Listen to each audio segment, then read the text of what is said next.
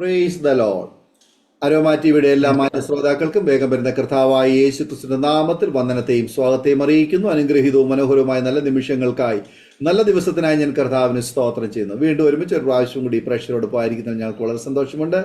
ഇന്ന് നമ്മൾ ക്ഷണം സ്വീകരിച്ച് നമ്മോടൊപ്പം ജോയിൻ ചെയ്തിരിക്കുന്ന കർത്താവിന്റെ വിലപ്പെട്ട ദാസൻ പാസ്റ്റർ മണികണ്ഠൻ അവറുകളാണ്. ആമേൻ. കർത്താവിന്റെ ദാസനെ ഓർത്ത് ഞാൻ ദൈവത്തിന് സ്തോത്രം ചെയ്യുന്നു. തന്റെ ജീവിതാനുഭവങ്ങൾ നമുക്ക് ഏവർക്കും അനുഗ്രഹമായി തീരേണ്ടതിന് ശ്രദ്ധയോടെ പ്രാർത്ഥനയോടെ സ്കിപ്പ് ചെയ്യാതെ അവസാനം വരെ കാണുകയും കേൾക്കുകയും ചെയ്യാം. നാം എല്ലാവരും ആമേ പ്രാർത്ഥനയോടെ ആയിരിക്കുമ്പോൾ കർത്താവിന്റെ ദാസൻ പാസ്റ്റർ ആർ മണികണ്ഠൻ അവറുകളെ തികഞ്ഞ സ്നേഹത്തോടും ആദരവോടും കൂടി അരോമാറ്റിയുടെ പ്രേക്ഷകരോടൊപ്പം സമയം ചെലവഴിക്കുന്നതിനായിട്ട് ഞങ്ങൾ സ്വാഗതം ചെയ്തോളൂ. പ്രൈസ് ലോർഡ് പാസ്റ്റേ. കർത്താവിന്റെ ദാസനെ അരോമാറ്റിയുടെ പ്രേക്ഷകരോടൊപ്പം പരിചയപ്പെടുത്തുന്നതിൽ എനിക്ക് വളരെ സന്തോഷമുണ്ടെന്ന് പരിചയപ്പെടുത്താമോ? എവിടെ നിന്നാണ് ജോയിൻ ചെയ്തിരിക്കുന്നത്? കുടുംബാംഗങ്ങളെ ഒരു വാക്കിൽ പരിചയപ്പെടുത്താമോ? കോതമംഗലത്തിനാണ് ഞാൻ ജോയിൻ ചെയ്തിരിക്കുന്നത്. കോതമംഗലത്തിൽ ഞാനിപ്പോൾ ശുശ്രൂഷയിലായിരിക്കുന്നു. അവിടെ നിന്നാണ് ജോയിൻ ചെയ്തിരിക്കുന്നത്. എനിക്ക് ഭാര്യ, 2 മക്കള്. ഭാര്യയുടെ പേര് ലത. മക്കള്, മൂത്ത മകളാണ് ധന്യ, ഇളയ മകൻ ധനേഷ്.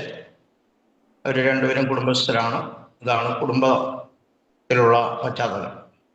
കർത്താവിന്റെ ദാസനെയും കുടുംബാംഗങ്ങളെ പരിചയപ്പെടുത്തിന് വളരെ നന്ദി. കർത്താവ് അനുഗ്രഹിക്കട്ടെ.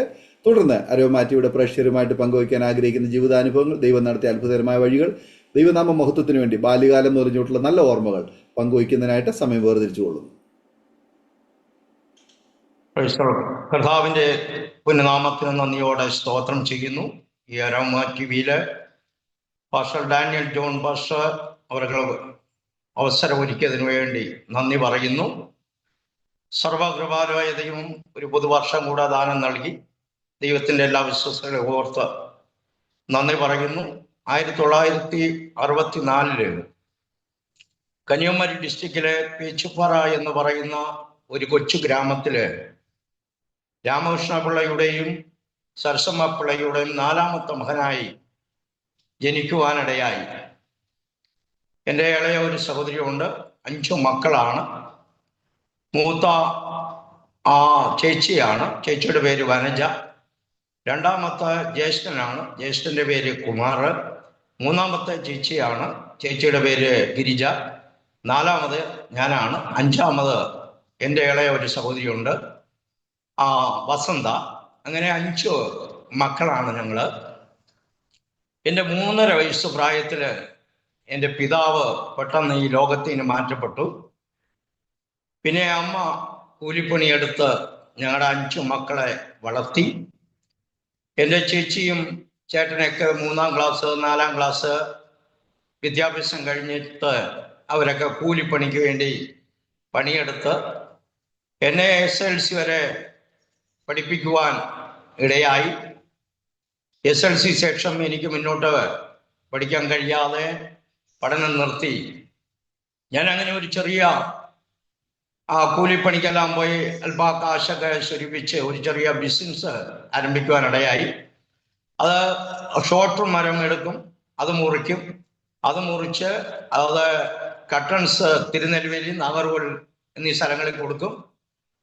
വിറക്, പൂവാറ്, കൊഴിയൊരു, വിഴിഞ്ഞം എന്നീ സ്ഥലങ്ങളിൽ കടപ്പുറത്ത് കൊണ്ടുകൊടുത്തു. അങ്ങനെ ബിസിനസ് ആരംഭിക്കുവാനിടയായി. ബിസിനസ് വളർന്നു. നല്ല നിലയിൽ ബിസിനസ് മുന്നോട്ട് പോയിക്കൊണ്ടിരുന്നു. 10-90 പേര് ദിവസവും പണിയത്തക്കവണ്ണം ബിസിനസ് വളർന്നു. എൻ്റെ ഇളയ സഹോദരിയെ വിവാഹം കഴിച്ചു കൊടുക്കുവാൻ ഇടയായി. മൂത്തവരെല്ലാം നേരത്തെ തന്നെ വിവാഹം കഴിഞ്ഞു. അവർക്കെല്ലാം മക്കളുണ്ട്. ജ്യേഷ്ഠൻ കോതമംഗലം കേരളത്തിലേക്ക് ഒരു ചെരുപ്പമ്പനി പണിയാൻ വേണ്ടി കടന്നു വരുവാനിടയായി. ഇളയ സഹോദരിയും വിവാഹം കഴിച്ചിട്ട് പിന്നെ വീട്ടുകാരെല്ലാം ചേർന്ന് പറഞ്ഞ് എനിക്കൊരു വിവാഹാലോചന വന്നു. അങ്ങനെ ഞാൻ വിവാഹം കഴിച്ചു. ലത എന്ന് പറയുന്ന പ്രിയപ്പെട്ടവളാണ് എൻ്റെ പ്രിയതമ. അതിനുശേഷമായ 2 കുട്ടികളുണ്ടായി. മൂത്ത കുട്ടി ധന്യ, ഇളയ കുട്ടി ധനേഷ്. ഈ 1991 എൻ്റെ വിവാഹം നടക്കുന്നത്.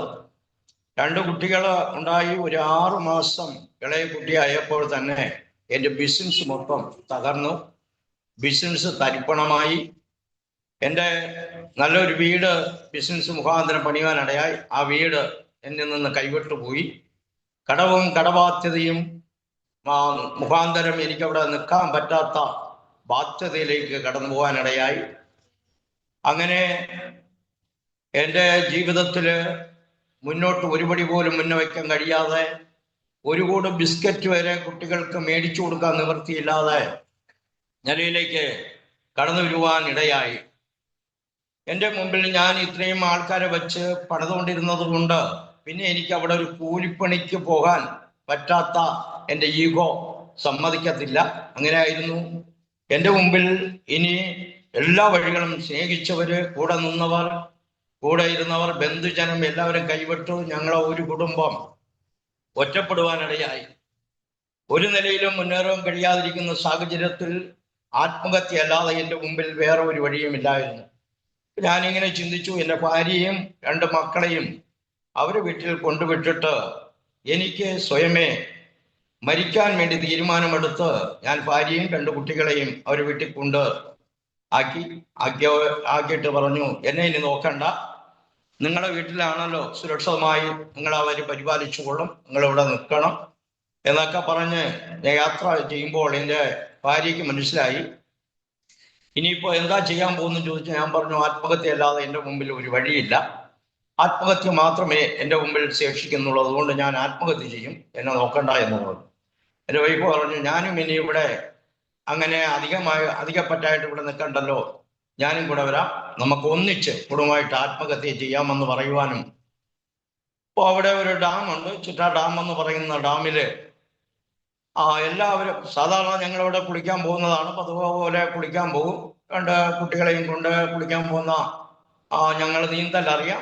അങ്ങനെ കുളിക്കുന്ന സന്ദർഭം ആയതുകൊണ്ട് ആരും സംശയിക്കാത്ത നിലയിൽ ഡാമിൽ ചാടി ആത്മഹത്യ ചെയ്യാൻ വേണ്ടി ഒരു 1:30 മണി സമയത്ത് എല്ലാ സെക്യൂരിറ്റികളും ഉണ്ടാൻ പോകുന്ന സമയത്ത് ഞങ്ങൾ 2 കുട്ടികളെയും തോളത്തെടുത്ത് 2 കുട്ടികളെയും തോളത്തെടുത്തുകൊണ്ട് ഡാമിലേക്ക് കടന്നു ചെന്നു. ഡാമിലേക്ക് എല്ലാവരും കാഴ്ചയ്ക്ക് അവിടെ തൊട്ടടുത്തതായിട്ട് ആരും വേറെ ഒന്നും ചിന്തിക്കത്തില്ല. ഒരു കൂട്ട തുണിയുമുണ്ട്. എല്ലാം കൂടെ എടുത്ത് ഇങ്ങനെ പോകുന്ന സമയത്ത് അവിടെ ഡാമിൽ ചാടുവാൻ ശ്രമിക്കുന്ന സന്ദർഭത്തിൽ എൻ്റെ പുറകിൽ ആരോ നിന്ന് വലിക്കുന്നത് പോലെ, വലിച്ച് പുറകോട്ട് കൊണ്ടുവരുന്ന പോലെ ഒരു അനുഭവം എൻ്റെ ജീവിതത്തിലുണ്ടായി. ഞാൻ എൻ്റെ വൈഫിനോട് ചോദിച്ചു, നീ എന്നെ പുറകെ വലിച്ചു എന്ന് ചോദിച്ചു. ഇല്ല, ഞാൻ വലിച്ചില്ല എന്ന് പറഞ്ഞു. അപ്പൊ എൻ്റെ ഉള്ളത്തിൽ പെട്ടെന്നൊരു ചിന്ത കടന്നു വന്നത്, ഞങ്ങൾ 2 ചാടിക്കഴിഞ്ഞാൽ നീന്തി രക്ഷപ്പെടും, കുട്ടികൾ 2 മരിച്ചു പോകും എന്നൊരു ചിന്ത എൻ്റെ ഉള്ളിൽ പെട്ടെന്ന് വന്നു. അവിടെ നിന്ന് ഞാൻ നേരെ കേരളത്തിലേക്ക് നാട് വിട്ട് കുട്ടികളുമായിട്ട് നാട് വിട്ട് ജ്യേഷ്ഠന്റെ അരികിലേക്ക് കടന്നു വരുവാനിടയായി.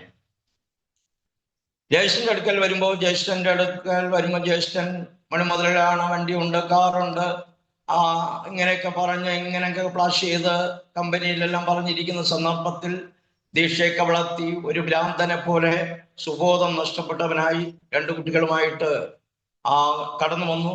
ജ്യേഷ്ഠന്റെ അടുത്ത് കാര്യങ്ങളൊക്കെ പറഞ്ഞപ്പോ ജ്യേഷ്ഠൻ അവിടെ കമ്പനിയിൽ പണി മേടിച്ചു തന്നിട്ട് കമ്പനി പണിയാൻ തുടങ്ങി. അവരെ കോട്ടേഴ്സില് താമസ സൗകര്യം ഒരുക്കി തന്നു. ജ്യേഷ്ഠനും കുടുംബം അടുത്ത് കോട്ടേഴ്സ് താമസിക്കുന്നു. ഞങ്ങളൊക്കെ കോട്ടേഴ്സിൽ തന്നെ താമസ സൗകര്യം തന്നു. അങ്ങനെ പണിത് ആരംഭിക്കുന്ന സമയത്ത് ഞാൻ ഈ കൂലിപ്പണിക്കൊന്നും പോകാത്ത കാര്യത്താലും ആരുടെ കീഴ്പ്പെട്ട് ആരുടെ കീഴിലും നിൽക്കാത്തത് കൊണ്ടും ഇത്രയും പേര് വെച്ച് പണിതുകൊണ്ടിരിക്കുന്ന ആളായതുകൊണ്ട് ഇവിടെ വരുമ്പോൾ എനിക്ക് ഒരു സന്തോഷമോ സമാധാനമോ കാണാൻ കഴിയാതെ മദ്യപാനത്തിന് അഡിക്റ്റായി, പുകവലി അഡിക്റ്റായി, അങ്ങനെ എല്ലാ നിലയിലും അഡിക്റ്റായി. അങ്ങനെ ജീവിതം മുന്നോട്ട് പോയിക്കൊണ്ടിരുന്നു. കുടുംബത്തിൽ ഒരു സന്തോഷമില്ല, ഒരു സമാധാനമില്ല. ഇങ്ങനെ അകപ്പാട് നിരാശയോടെ വക്കലെത്തി അങ്ങനെ യാത്ര ചെയ്തുകൊണ്ടിരിക്കുമ്പോൾ ഒരു പാടത്തിന്റെ ഇക്കരെ, ഞങ്ങളെ ക്വാർട്ടേഴ്സ് പാടത്തിന്റെ അക്കരെയാണ് കമ്പനി. ഒരു ദിവസം ഞാൻ പണി കഴിഞ്ഞു വന്ന് ഞാനിങ്ങനെ ഇരിക്കുന്ന സന്ദർഭത്തിൽ സിറ്റ് ഔട്ടിൽ ഇരിക്കുന്നു. ഈ പാടത്തിൽ കൂടെ ഒരു ഉപദേശി ഒരു 4 മണി 5 മണി ടൈമില് പാടത്തിൽ കൂടെ വരമ്പിൽ കൂടെ ഇങ്ങനെ നടന്നു വരുന്നു. വേറെ ഒരിടവും നടന്നു വരാൻ പറ്റത്തില്ല, നമ്മുടെ വീട്ടിലേ വരാൻ പറ്റത്തുള്ളൂ. അപ്പൊ ഞാൻ പറഞ്ഞു, ഒരു ഉപദേശി കടന്നു വരുന്നുണ്ട്. ഞങ്ങൾ അതുവരെ ഒരു ഉപദേശവുമായിട്ട് ബന്ധപ്പെട്ടിട്ടില്ല, കോശക്കാരുമായിട്ട് ബന്ധപ്പെട്ടിട്ടില്ല. ഉപദേശി കടന്നു വരുന്നു. അപ്പൊ നമ്മൾ പഠിച്ചതും പഠിപ്പിച്ചിരിക്കുന്നതും ഒരു കള്ളന്മാരാണ്, വയറ്റിപ്പഴപ്പിന് നടക്കുന്നവരാണ്, ഇവർ വന്ന മായപ്പൊടിയിടും, ഇങ്ങനെയെല്ലാം പഠിച്ചിരിക്കുന്ന ഒരു അനുഭവത്തില് ഞാൻ എൻ്റെ വൈഫിൻ്റെ അടുത്ത് പറഞ്ഞു, ഒരു ഉപദേശി ഇങ്ങോട്ട് കടന്നു വരുന്നുണ്ട്, എന്നെ വിളിക്കണ്ട, ഞാൻ അപ്പുറത്ത് പോയി കിടക്കുകയാണെന്ന് പറയണം, ഉറങ്ങാണെന്ന് പറയണം, എന്നെ വിളിക്കരുന്നു. ഉപദേശി നേരെ ഇവിടെ വന്നു. ഇവിടെ വന്നിട്ട് വീട്ടിലാരും ഇല്ലേ എന്ന് ചോദിച്ചു. വൈഫ് പുറത്തിറങ്ങി വന്നു. അപ്പോ ഞങ്ങളുടെ ജനനം മുതലുള്ള കാര്യങ്ങൾ അദ്ദേഹം കാസർഗോഡ് ചെമ്മേനി എന്ന് പറയുന്ന ഒരു സ്ഥലത്തു നിന്ന് ഇവിടെ ഒരു മീറ്റിങ്ങിന് വേണ്ടി വന്നതാണ്. മീറ്റിംഗ് കഴിഞ്ഞിട്ട് അദ്ദേഹത്തിന് ഒരു വെളിപ്പാടുണ്ടായി. അങ്ങനെ വന്ന് സ്വർഗവും നരകവും, മരണം ഒരു ഒളിച്ചോട്ടമാണ്, അതിനപ്പുറം ഒരു ജീവിതമുണ്ട്, ഇതൊക്കെ സംസാരിച്ചു. എൻ്റെ കഴിഞ്ഞ കാല അമ്മയുടെ ജനനം മുതലുള്ള ജീവിതം അദ്ദേഹത്തിൽ കൂടെ കാര്യങ്ങളൊക്കെ പറഞ്ഞു. എങ്കിൽ തന്നെയും എൻ്റെ ഉള്ളിൻ്റെ ഉള്ളിൽ അത് സത്യമെന്ന് മനസ്സിലായെങ്കിലും ഞാൻ അത് സമ്മതിക്കാൻ തയ്യാറായില്ല. കാരണം എൻ്റെ ജ്യേഷ്ഠൻ 18 വർഷം ശബരിമലയിൽ പോയി പൂജാരിയായി നിൽക്കുന്ന ആളാണ്. ഞാൻ പണിയുന്ന കമ്പനിക്കാർ RC-ക്കാരാണ്. അവർക്ക് ഇവരെ ഒരിക്കൽ ഉൾക്കൊള്ളാൻ കഴിയത്തില്ല. അങ്ങനെ ഭയങ്കര എതിർപ്പുള്ള പ്രിയപ്പെട്ടവരാണ്. എന്നാലും അദ്ദേഹം വന്ന് ഈ കാര്യങ്ങളെല്ലാം എന്നോട് പറഞ്ഞെങ്കിലും ഞാനതിനെ ഉൾക്കൊള്ളാൻ കഴിഞ്ഞില്ല. പിറ്റേ ദിവസം എൻ്റെ വൈഫിന് അതെല്ലാം ഉള്ളിൻ്റെ ഉള്ളിൽ ക്രിയ ചെയ്യുവാനിടയായി. മരിക്കരുത്, മരണത്തിനപ്പുറം ഒരു ജീവിതമുണ്ട്, നമ്മുടെ ഒരു ഒളിച്ചോട്ടമാണ് മരണം എന്ന് പറയുന്നത്. പിന്നെ നിങ്ങളെ ആരും സ്നേഹിക്കാനില്ലെങ്കിലും സ്നേഹിക്കുന്ന ഒരു യേശു ഉണ്ട്. ഇതൊക്കെ പറഞ്ഞപ്പോ പുള്ളിക്കാരുടെ ഉള്ളിൽ പിറ്റേ ദിവസം അവരെ പ്രാർത്ഥന കൂട്ടത്തിൽ പോയി ഒന്ന് പ്രാർത്ഥിക്കണമെന്നൊരു ആഗ്രഹം തോന്നി. പുള്ളിക്കാരിയെ രാവിലെ എൻ്റെ അടുത്ത് ചോദിച്ചു, ഞാനിങ്ങനെ പ്രാർത്ഥനാ കൂട്ടത്തിൽ ഒന്ന് പോയി പ്രാർത്ഥിച്ചിട്ട് എന്താണെന്ന് കണ്ടിട്ട് ഞാൻ വരട്ടെ എന്ന് ചോദിച്ചു. ഞാൻ പറഞ്ഞു, വേണ്ട, എൻ്റെ ജ്യേഷ്ഠൻ എതിർപ്പാണ്, അവരെ കസ്റ്റഡിയിലാണ് വന്ന് താമസിക്കുന്നത്, കമ്പനിക്കാർക്ക് ഇഷ്ടപ്പെടത്തില്ല, പിന്നെ അത് ബുദ്ധിമുട്ടാകും. പറഞ്ഞാലും ഞാൻ 8 മണിക്ക് സാധാരണ പണിയുന്നത് പോലെ ഞാൻ പണിയാൻ കമ്പനിയിൽ കടന്നു ചെന്നു. 2 സഹോദരിമാര് അവിടെ വന്ന് പുള്ളിക്കാരിയെ വിളിച്ച് അങ്ങനെ അവര് പ്രാർത്ഥനയ്ക്ക് 2 കുട്ടികളുമായിട്ട് പോയി. ഞാൻ പണിയാൻ പോയി. ഒരു 12 മണി സമയത്ത് എനിക്ക് എങ്ങുമില്ലാത്ത ഒരു പനിയോ വിറയലോ, ഒരു ഭയങ്കര പ്രയാസമായി, പണിയാൻ പറ്റാതെ ആയിരുന്ന അവസ്ഥയിൽ ഞാൻ മുതലാളിയുടെ അടുത്ത് പറഞ്ഞു, എനിക്ക് പണിയാൻ പറ്റുന്നില്ല. അപ്പോഴും മുതലാളി എൻ്റെ അടുത്ത് പറഞ്ഞു, വീട്ടിൽ ചെന്ന് കാപ്പി എന്തെങ്കിലും ഇട്ട് കുടിച്ച് നോക്ക്, ഇല്ലെങ്കിൽ നമുക്ക് ആശുപത്രി പോകാം, ഇപ്പോൾ വീട്ടിൽ പൊക്കോന്ന് പറഞ്ഞു. ഞാനിവിടെ വീട്ടിൽ വരുമ്പോൾ വിറച്ചു പനിച്ച് പാടത്തിൽ കൂടെ യാത്ര ചെയ്ത് വീട്ടിൽ വരുമ്പോൾ വീട്ടിൽ ആളില്ല. എനിക്ക് വേറെ ഒരിടം പോകത്തില്ല. അപ്പോൾ ഇങ്ങനെ പ്രാർത്ഥനയ്ക്ക് പോയതാണ് എന്ന് എനിക്ക് മനസ്സിലായി.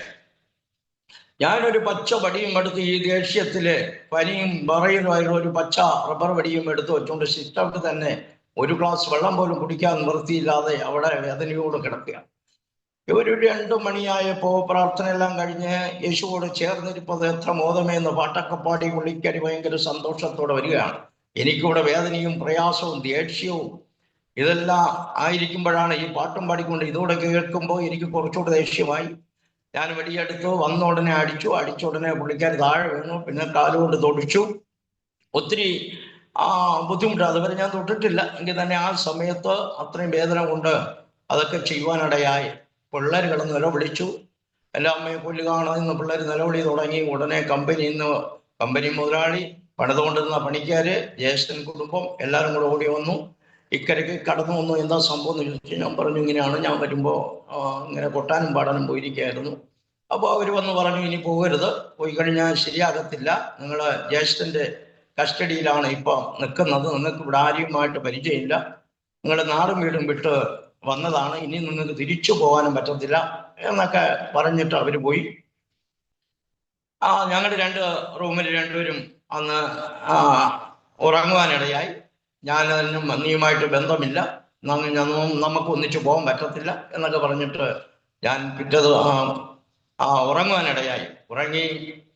പിറ്റേ ദിവസം രാവിലെ ഞാൻ എഴുന്നേൽക്കുന്ന സന്ദർഭത്തിൽ എനിക്ക് ഇടത്ത കാലിൻ്റെ മുട്ടു മുതൽ താഴേക്ക് ഈ തീയിൽ ചവിട്ടി പോളയ്ക്കുന്ന എങ്ങനെ, അങ്ങനെ പോളച്ച് മുട്ടിന് താഴ്വശം മൊത്തം പോളച്ച് ഇങ്ങനെ ഭയങ്കര നീര് കയറി, കാല് നിലത്ത് കുത്തിയാൽ ഈ ബലൂണ് പൊട്ടുന്ന പോലെ, ബലൂണ് പോലെ ഇങ്ങനെ നിൽക്കുക, പൊട്ടും. ആ നിലയിലായി വേദനയും, ഭയങ്കര വേദനയായി. അങ്ങനെ ഞാൻ എൻ്റെ മോള് ഓടി വന്ന് രാവിലെ ഞാൻ മോളെടുത്ത് പറഞ്ഞു, അമ്മയെ ഒന്ന് വിളിക്ക്, അച്ഛന് നടക്കാൻ പറ്റത്തില്ല, ഒന്ന് വിളിച്ചേരെന്ന് പറഞ്ഞു. അങ്ങനെ അമ്മയെ വിളിച്ച അമ്മ പറഞ്ഞു, ഇത് യേശു തന്നതാണ്, അല്ലാതെ വേറെ ഒന്നുമില്ല, ഇനി യേശുവിനെ വിളിക്കാതെ ഇത് മാറത്തില്ല എന്ന്. പിന്നെ എനിക്ക് ഒന്നും ചെയ്യാൻ പറ്റാത്ത അനുഭവമായി.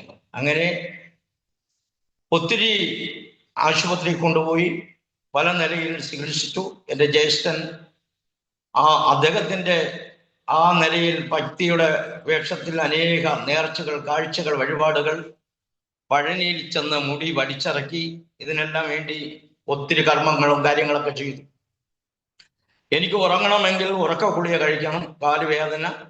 അവസാനം കണ്ടവരും എല്ലാം പറഞ്ഞു, ഇനിയിപ്പോൾ ഇത് മുറിച്ചു മാറ്റാതെ ഒരു വഴിയില്ല, മുറിച്ചു മാറ്റേണ്ടി വരും എന്നുള്ള നിലയിലെത്തി. എനിക്ക് ഉറക്കഗുളിക കഴിക്കണം. ഒരു ദിവസം ഇനി ഈ മരണഭീതി എൻ്റെ ഉള്ളിൽ നിന്ന് മാറുന്നില്ല. വിചാരിച്ചു ഉറക്കഗുളിക കഴിച്ചിട്ട് ഒരു ഉറക്കഗുളിക കഴിക്കുക, മരിക്കുക, ഇനി ജീവിച്ചിട്ട് കാര്യമില്ല. ഇത്രയൊക്കെ ബലത്തിലും ശക്തിയിലും കഴിവിലെല്ലാം നടന്ന ഒരു വ്യക്തി ഇനി അതുകൂടെ ഇല്ലാതായാൽ പിന്നെ മക്കളെയും കുട്ടികളെയും ഭാര്യയൊക്കെ നോക്കണമെങ്കിൽ ബുദ്ധിമുട്ടാണ്. അതുകൊണ്ട് ഉറക്കഗുളിക കഴിച്ച് മരിക്കാം എന്ന് വിചാരിച്ച് കുറച്ച് ഗുളിക എടുത്ത് വായിലിടാൻ സമയത്ത്, വെള്ളം കുടിച്ച് വായിലിടാൻ സമയത്ത് ആരോ എൻ്റെ കൈ തട്ടുന്ന ഒരു അനുഭവം ഉണ്ടായി.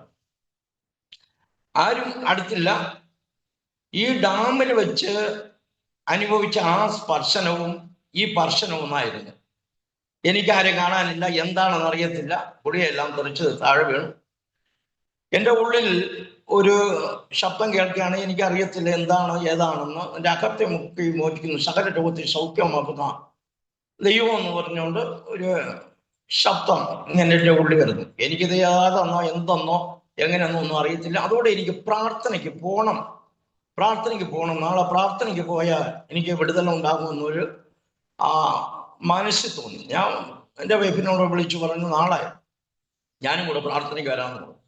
പുള്ളിക്കാരി ഉടനെ പറഞ്ഞു, എന്നെ കളിയാക്കിയതിനാണ് കിട്ടിയത്, ഇനി കളിയാക്കരുത്, അതുകൊണ്ട് എന്നെ ഇനി കളിയാക്കാൻ പാടില്ല എന്ന് പറഞ്ഞു. ഞാൻ പറഞ്ഞില്ല, എനിക്ക് ഇങ്ങനെ ഒരു അനുഭവം ഉണ്ടായി, ഞാൻ വരാം. പിറ്റേ ദിവസം കമ്പനിയിലെ 2 കൂട്ടുകാരെ വിളിച്ചു. എനിക്ക് പാടത്തിൽ കൂടെ നടന്നു പോകാൻ പറ്റില്ല. രണ്ടുപേരും 2 സൈഡ് തോളത്ത് കൈയിട്ട് പാടത്തിനക്കരെ കൊണ്ടുപോയി ഓട്ടോ വിളിച്ച് അവിടെ ഒരു പ്രാർത്ഥനാ കൂട്ടത്തിൽ ഞാൻ പോകാനിടയിൽ എനിക്ക് പുറത്തിരിക്കാനേ പറ്റത്തുള്ളൂ. ഇത് പൊട്ടി അളിഞ്ഞ് തുണിയിട്ട് ചുറ്റി, മുട്ടിന് താഴെ വരെ തുണിയിട്ട് ചുറ്റി കെട്ടിവെച്ചിരിക്കാം, നനഞ്ഞ് ഇങ്ങനെ ഇരിക്കുന്നു. അപ്പോൾ പുറത്ത് പോയി അവരൊരു 4-5 കുടുംബമേ ഉണ്ടായിരുന്നുള്ളൂ. ആ കൂട്ടായ്മയിൽ ഞാൻ കടന്നു ചെന്നു. അവിടെ പുറത്തിരുന്നു.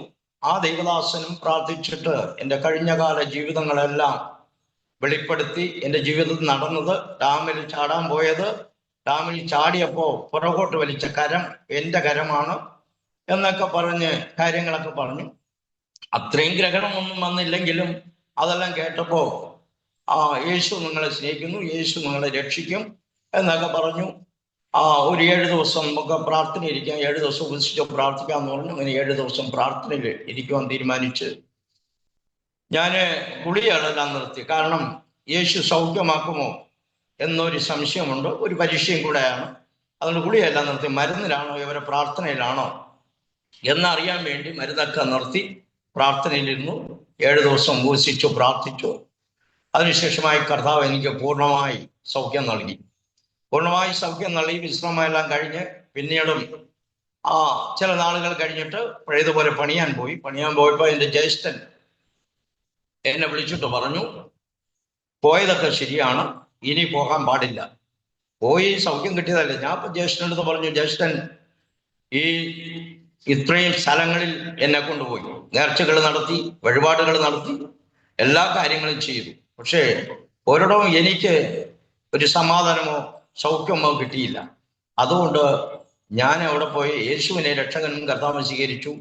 ഇനി മുൻപിൽ വെച്ച കാല് പുറകോട്ട് വയ്ക്കത്തില്ല എന്ന് പറഞ്ഞു. ജ്യേഷ്ഠൻ എതിർത്തു.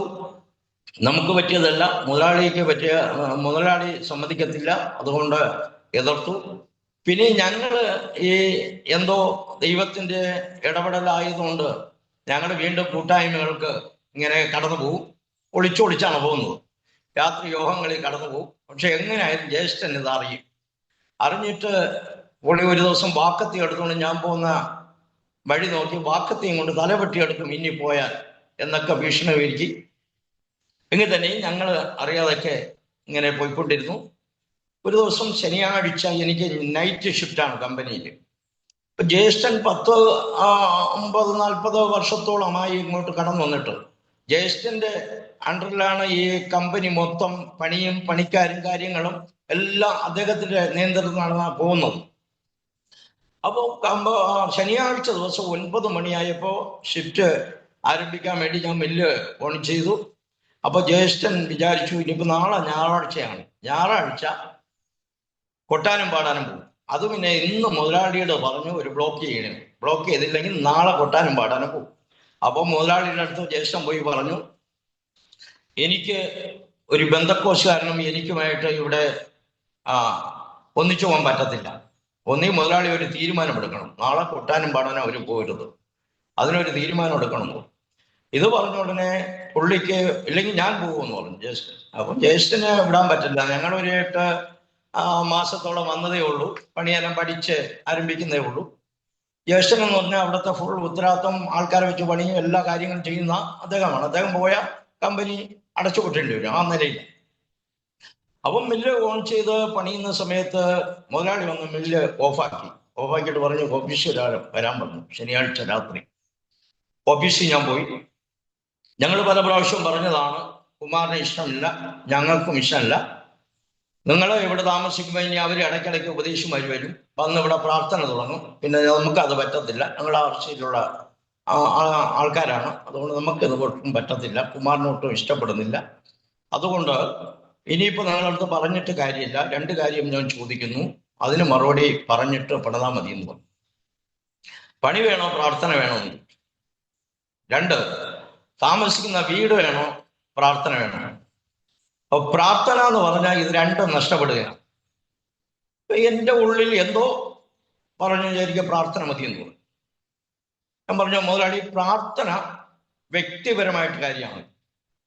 മുതലാളിക്ക് ഇപ്പോൾ എന്നെ തടയണമെങ്കിൽ പണിയാൻ എന്തെങ്കിലും കംപ്ലൈന്റ് ഉണ്ടെങ്കിൽ പണിതതിൻ്റെ കംപ്ലൈന്റ് പറയാം. പ്രാർത്ഥന വ്യക്തിപരമാണ്. മുതലാളിയും കൊണ്ടുപോയതാണ് ഇത്രയും ആശുപത്രിയിൽ, അവരെ ജീപ്പിൽ ഇത്രയും നേർച്ചകളും കാഴ്ചകളും വഴിപാടെല്ലാം ചെയ്താണ്. യേശു എനിക്ക് സമാധാനം നൽകി, അതുകൊണ്ട് ഞാൻ യേശു എനിക്ക് പ്രാർത്ഥന മതിയുന്നു. ജ്യേഷ്ഠനും കുടുംബമുണ്ട്, കമ്പനിയിലുള്ള പ്രിയപ്പെട്ടവരുണ്ട്, മുതലാളിയുണ്ട്. അവരോടെ പറഞ്ഞു ഇന്ന് രാത്രി ആയതുകൊണ്ട് ഇറങ്ങണ്ട, രാവിലെ ഇറങ്ങി തരണം, വീട്ടിൽ നിന്ന് മാറണം, പണിയും തരത്തില്ല, മാറണം. അപ്പൊ ഇത് പറയുമ്പോൾ ഞാൻ മടങ്ങി പഴയ നിലയിൽ നിൽക്കും എന്നൊരു ഉദ്ദേശത്തിലാണ് അവരത്രയും കർശനമായി പറഞ്ഞു. ഞാൻ അന്ന് പണിയാൻ പറ്റില്ല. ഞാൻ പറഞ്ഞു മുതലാളി 8 മാസമായി ഞാൻ ഇവിടെ പണി ആരംഭിച്ചിട്ട്, നിങ്ങൾ ആശുപത്രി ചെലവും കാര്യങ്ങളെല്ലാം ചെയ്തു, ഇന്നുവരെ കണക്ക് നോക്കില്ല, ഞങ്ങൾക്ക് ചെലവ് കാശ് മാത്രം തന്നു ഇങ്ങനെ പോയിക്കൊണ്ടിരിക്കുകയാണ്. ഇതവരെ അങ്ങോട്ടാണോ ഇങ്ങോട്ടാണോ എത്ര പണിതെന്നോ ഇതൊന്നും തീർത്തില്ല. അപ്പോൾ മുതലാളി അതൊന്ന് നോക്കി അങ്ങോട്ടോ ഇങ്ങോട്ടോ എന്ന് പറഞ്ഞാൽ നമുക്ക് കാര്യങ്ങൾ ഒരു പൈസ തരത്തില്ല, 10 പൈസ നിങ്ങൾക്ക് തരുന്ന പ്രശ്നമില്ല, രാവിലെ നിങ്ങൾ ഇറങ്ങി തരണം. അപ്പൊ നമുക്ക് ഒരു ബന്ധവുമില്ല, ഈ കൊട്ടാനും പാടനും പോയത് ആൾക്കാരുമായിട്ടല്ലാതെ വേറെ ഒരു ബന്ധമില്ല എന്ന് ഇവർക്കറിയാം. അപ്പോൾ മടങ്ങി യഥാസ്ഥാനപ്പെട്ട് നിൽക്കും എന്നൊരു ഉദ്ദേശത്തിൽ കൂടെ ഇവർ പറഞ്ഞു. ഞാൻ വീട്ടിൽ ചെന്നു, ജോലിക്ക് സമ്മതിച്ചില്ല. വീട്ടിൽ ചെന്നു, ഭാര്യയുടെ കാര്യം പറഞ്ഞു, ഇങ്ങനെയാണ്, കുഴപ്പമില്ല, നമുക്ക് നാളെ രാവിലെ മാറിക്കൊടുക്കാം, രാത്രി ഇനിയിപ്പോൾ എങ്ങോട്ട് പോകാൻ. ഞാൻ പറഞ്ഞു എങ്ങോട്ട് പോകാനാ, നമുക്ക് ആരുമായിട്ട് പരിചയമില്ല, ജ്യേഷ്ഠനും കുടുംബത്തെയും മാത്രമേ പരിചയമുള്ളൂ, മറ്റേ ഈ നാട്ടിൽ വന്നിട്ട് ആരെയും പരിചയമില്ല, ഒരു ബന്ധവുമില്ല, എന്താ ചെയ്യുക ഏതാ ചെയ്യുന്നത്. ഒന്നും പേടിക്കണ്ട എന്ന് പറഞ്ഞിട്ട് ഞങ്ങൾ രാവിലെ വീട് പൂട്ടി റൂമിന്റെ താക്കോൽ ഓഫീസിൽ കൊടുത്തു. ഓഫീസിൽ കൊടുത്തപ്പോൾ മുതലാളി എൻ്റെ അടുത്ത് പറഞ്ഞു, ചിന്തിച്ചിട്ട് വേണം ഇറങ്ങാൻ, 2 കുട്ടികളാണ്, നിങ്ങൾക്ക് ഇവിടെ ഒരു ബന്ധവുമില്ല, ആരുമായിട്ട് പരിചയമില്ല, ചിന്തിച്ചിട്ട് ഇറങ്ങി തിരിച്ചിങ്ങോട്ട് മടങ്ങി വന്നാൽ ഇവിടെ കയറ്റത്തില്ല, അതൊക്കെ ചിന്തിച്ചിട്ട് വേണം മടങ്ങുമ്പോൾ. ഞങ്ങൾ വേറെ ഒന്നും ചിന്തിച്ചില്ല. ഞങ്ങൾ 2 കുട്ടികളെയും ഉള്ളെടുത്ത് ഭാര്യയുമായിട്ട് ഞാൻ പൂത്താനിക്കാട് എന്ന് പറയുന്ന കവലയിൽ നിൽക്കുമ്പോൾ ഒരു അമ്മച്ചി, അവര് ബ്രദറൻ കൂട്ടായ്മയിൽ പോകുന്നതെന്ന് പറഞ്ഞു. നമുക്കന്ന് കൂട്ടായ്മയെ കുറിച്ചോ ഏതാണ് എന്താണെന്നൊന്നും അറിയത്തില്ല. സന്ദർഭം ഇങ്ങനെ ബ്രദറൻ കൂട്ടായ്മയിൽ പോകുന്ന ഒരു അമ്മച്ചി പാല് കൊണ്ട് കൊടുത്തിട്ട് വരുമ്പോൾ ഞങ്ങൾ 2 കുട്ടികളുമായിട്ട് ഇങ്ങനെ യാത്ര ചെയ്യും. എന്താ മക്കളെ എന്ന് ചോദിച്ചു. ഞാൻ പറഞ്ഞു അമ്മച്ചി ഇങ്ങനെയൊക്കെയാണ് കാര്യം. ഒരു 40 രൂപ അവർ പാല് കൊടുത്ത് 40 രൂപ എടുത്ത് കൈ തന്നിട്ട് പറഞ്ഞു, മക്കളെ കറുത്ത പുസ്തകം എടുത്തവരാരും വഴി കിടത്തിയിട്ടില്ല.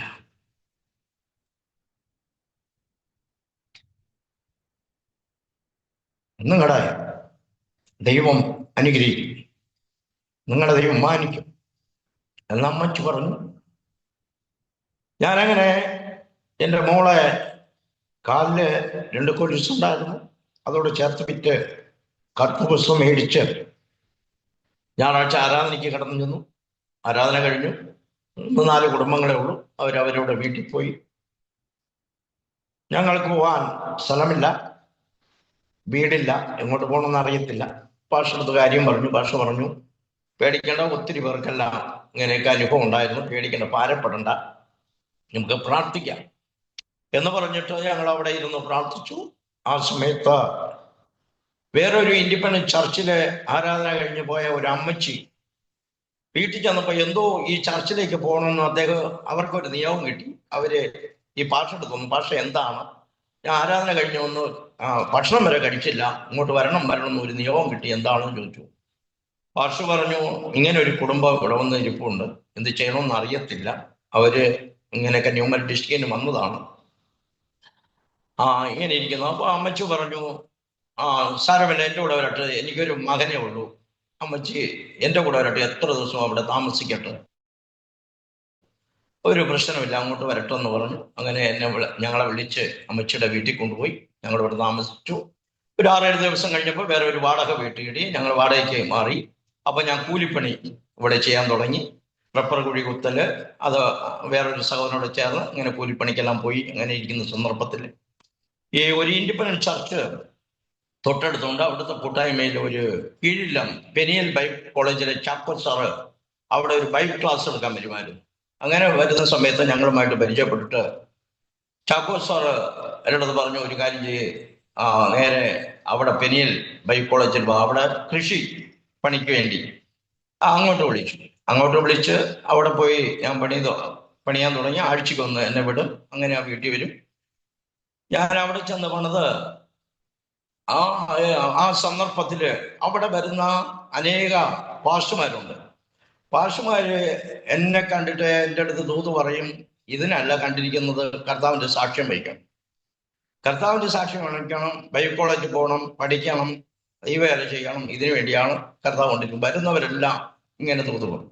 എനിക്ക് കർത്താവിന്റെ വേല എന്തെന്നറിയത്തില്ല, ഈ വിശ്വാസം വന്നിട്ട് ഇത്ര ദിവസം ആകുന്നുണ്ടോ, എന്താണ് ഏതാണെന്നൊന്നും അറിയത്തില്ല, ഇവരൊക്കെ ദൂത് പറയുന്നു. ഞാൻ അങ്ങനെ 8 മാസത്തോളം അവിടെ പണിതു. അതിനുശേഷമായിട്ട് ഞാൻ ഇങ്ങനെ ദൈവം എൻ്റെ ഉള്ളിൽ ഒരു പ്രേരണ നിന്നു.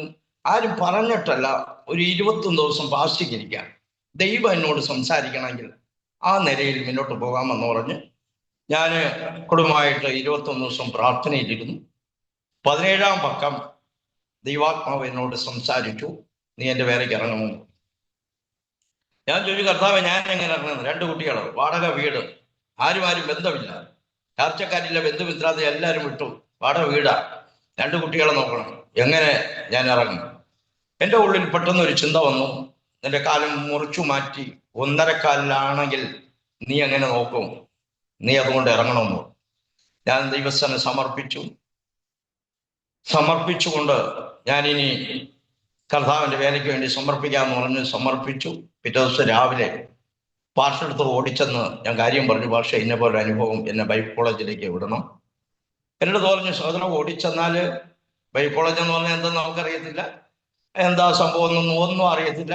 അപ്പോൾ പാർഷ പറഞ്ഞു, ദൈവം സംസാരിച്ചെങ്കിൽ ദൈവം വേണ്ടി പോകുന്ന കുഴപ്പമില്ല എന്നൊക്കെ പറഞ്ഞു. എന്നാൽ 2 കുട്ടികളും ഉണ്ടല്ലോ, എങ്ങനെ കാര്യങ്ങൾ ഏതാന്ന് ഞാൻ പറഞ്ഞു, ഇനിയിപ്പോ ഒന്നും നോക്കുന്നില്ല പക്ഷേ ദൈവം പറഞ്ഞില്ലേ, പോകാന്ന് പറഞ്ഞു. അങ്ങനെ Aluva Doulos theological college Bible കോളേജില് 97 എന്നെ അവിടെ കൊണ്ടാക്കി.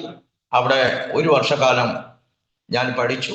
ആരടുത്തും ഞാൻ സാക്ഷ്യം പറയോ, ഞാൻ ദൈവത്തോട് ഒരു ഉടമ്പടി ചെയ്തു, ആർക്കൊന്നും ചോദിക്കത്തില്ല, കാര്യങ്ങളൊക്കെ കർത്താവിനെ നടത്താമെന്ന് പറഞ്ഞാണ് എന്നെ ഇറക്കിയത്. അങ്ങനെ ഞാൻ 1 വർഷം പഠിച്ചു. അപ്പോൾ എൻ്റെ വൈഫ് അവിടെ ആ ചർച്ചില് ഒത്തിരി സഹോദരൻ പൈനാപ്പിൾ കൃഷിയുണ്ട് അവർക്ക്, ചർച്ചില് തൊട്ടടുത്ത് ഇൻഡിപെൻഡന്റ് ചർച്ചില് അവര് ഒത്തിരി സഹോദരിമാരെ അവിടെ പണിയുന്നു. അങ്ങനെ എൻ്റെ വൈഫ് അവിടെ പുല്ല് പറിക്കാനും ഇതിനും ആ പണിക്ക് വൈഫും പോവും.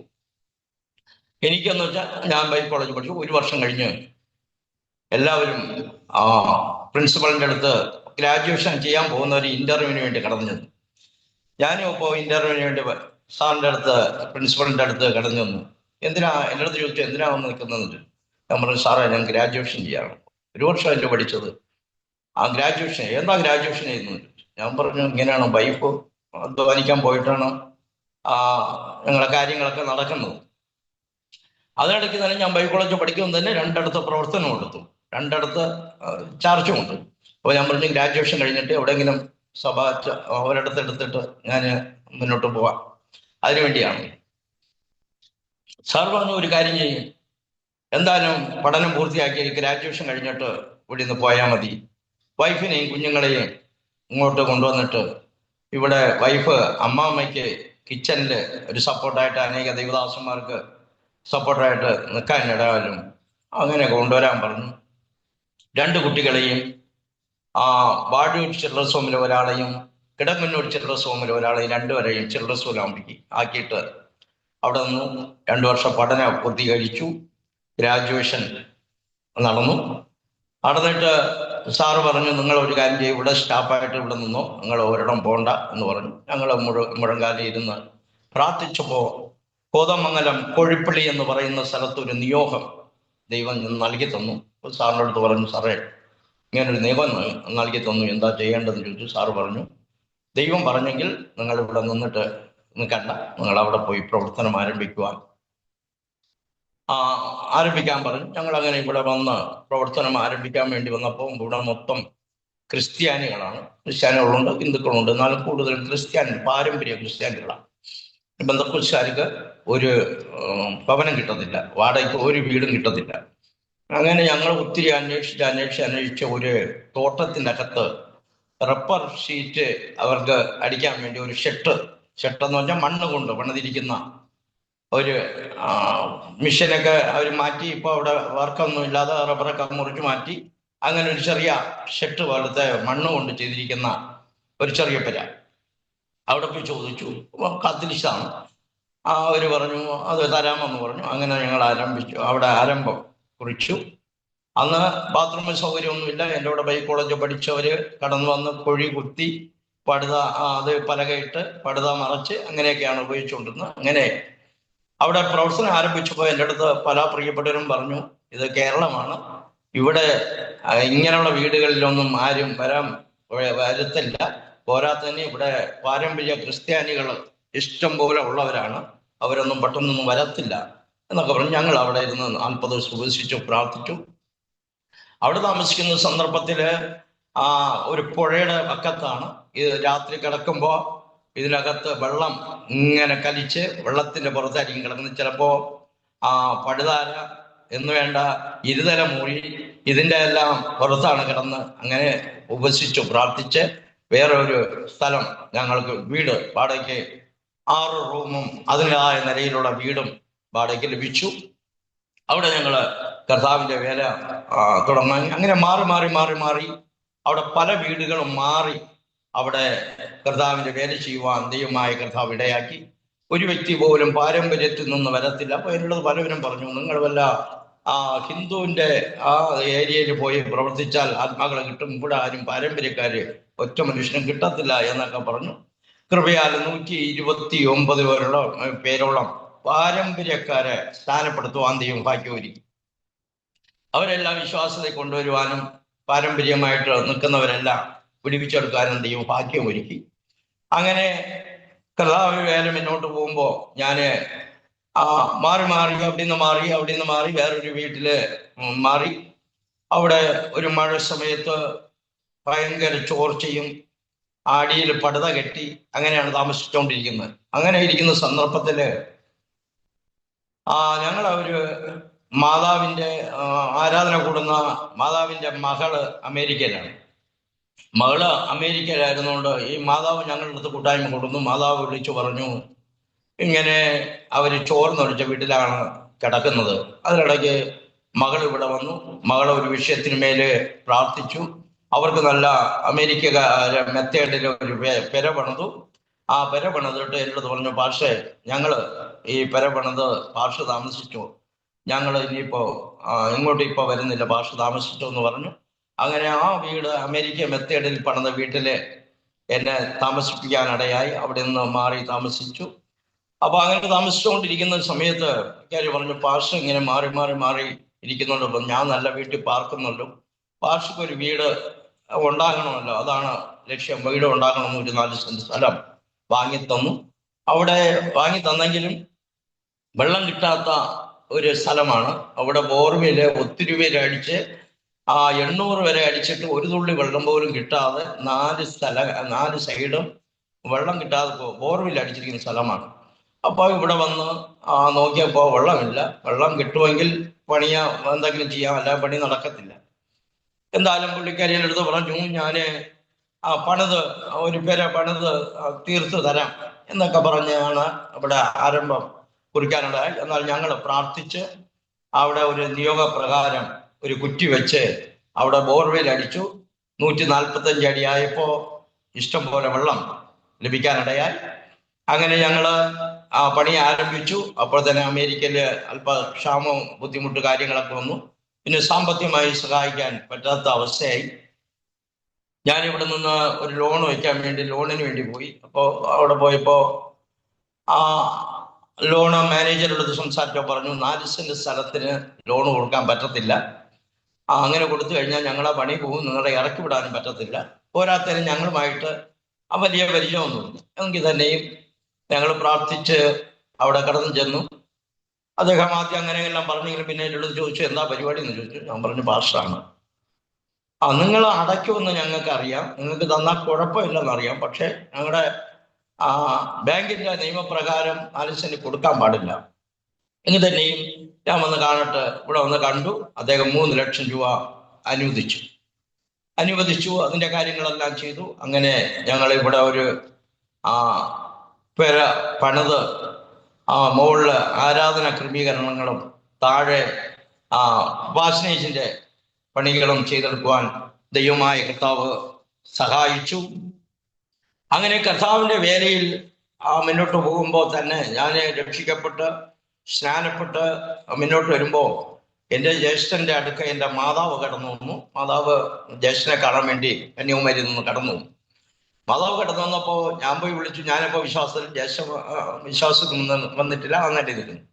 മാതാവിനെ വിളിച്ചപ്പോൾ മാതാവ് എൻ്റെ അടുത്ത് പറഞ്ഞു, എനിക്ക് ഇങ്ങനെ ഒരു മകനില്ല, ഞാൻ മരിച്ചാൽ മണ്ണിടാൻ വരെ എന്നെ അനുവദിക്കത്തില്ല, ഇങ്ങനെ ഒരു മകനില്ല എന്ന് പറഞ്ഞു. എന്നെ നിരാശപ്പെടുത്തി വിട്ടു.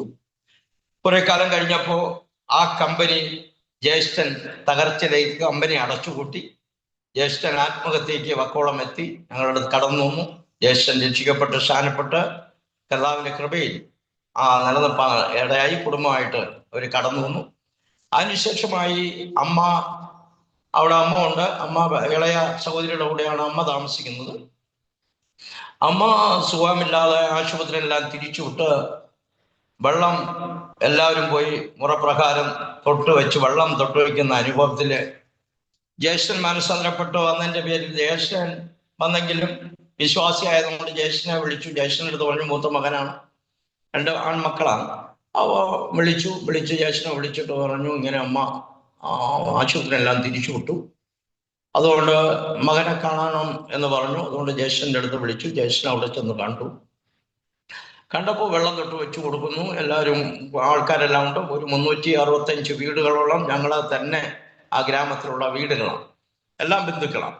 അപ്പോൾ ജ്യേഷ്ഠൻ പറഞ്ഞു, ഞാൻ മാനസാന്തരപ്പെട്ട രീതിയിൽ ജ്യേഷ്ഠൻ പറഞ്ഞു, ഇളയ മകനെ കാണാൻ വേണ്ടിയായിരിക്കും ചിലപ്പോൾ അമ്മ ആഗ്രഹിക്കുന്നു, വിളിച്ചാലോ എന്ന് പറഞ്ഞു. അപ്പോൾ എൻ്റെ ചാച്ചന്മാരും അളിയന്മാരും എല്ലാം ഒരു ഗ്രൂപ്പായിട്ട് നിന്ന് പറഞ്ഞു, ഇങ്ങനെ അമ്മ പറഞ്ഞിരിക്കുകയാണ്, വിളിക്കണ്ട, മരിച്ച പോലും അറിയിക്കരുത് എന്ന് പറഞ്ഞിരിക്കുകയാണ്. അപ്പൊ ജ്യേഷ്ഠൻ വിശ്വാസം വന്നു, എങ്കിലും അവർക്ക് അത്രയും അറിവില്ലായിരുന്നു. അപ്പൊ ജ്യേഷ്ഠൻ പറഞ്ഞു, ഇല്ല, ഇളയ മകനല്ലേ, ഞാൻ മൂത്ത മകനാണ്, എനിക്ക് അമ്മയുടെ കാര്യത്തിന് അധികാരമുണ്ട്, അതുകൊണ്ട് ഇളയ മകനെ എന്തായാലും ഒന്ന് വിളിച്ച് കണ്ടിട്ട് കൊണ്ടുവന്നു. അപ്പോ മൂത്ത മകനല്ലേ പറയുന്നത്, അതുകൊണ്ട് ഇഷ്ടം പോലെ ചെയ്തോന്ന് പറഞ്ഞു. ജ്യേഷ്ഠൻ എന്നെ വിളിച്ചിട്ട് പറഞ്ഞു, അമ്മ ഇങ്ങനെ ആശുപത്രിയെല്ലാം തിരിച്ചുവിട്ടിരിക്കുകയാണ്, വന്ന് കാണാൻ പറ്റുമെങ്കിൽ കണ്ടോ, ഇനി വരുമ്പോ എന്ത് സംഭവിക്കുമെന്ന് അറിയാൻ പറ്റത്തില്ല, ഉമ്മരെല്ലാം തീവ്രവാദികളാണ്.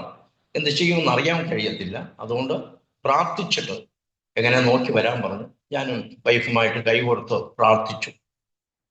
അപ്പൊ ദൈവം എൻ്റെ ഉള്ളിൽ ഒരു വചന വെളിപ്പാട് തന്നു. ലാസറിന്റെ ഭവനത്തിൽ യേശു ചെന്നിട്ട് എൻ്റെ കർത്താവ് പ്രാർത്ഥിക്കുന്ന ഒരു പ്രാർത്ഥന ഉണ്ട്.